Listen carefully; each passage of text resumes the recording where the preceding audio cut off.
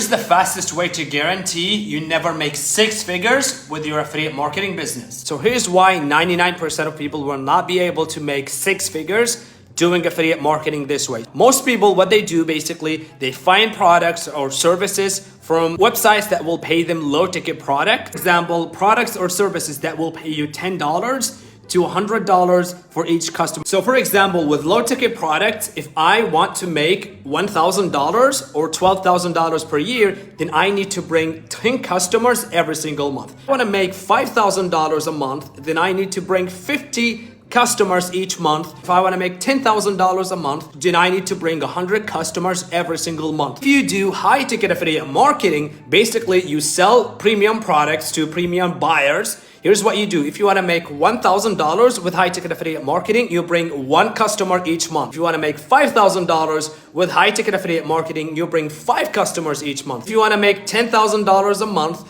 with high ticket affiliate marketing, you bring 10 customers each month, which is a lot easier to bring 1 to 10 customers every single month. Now, if you want to learn more about high ticket affiliate marketing, then all you have to do is go to the link in my bio, watch a free presentation, and learn how to get started today.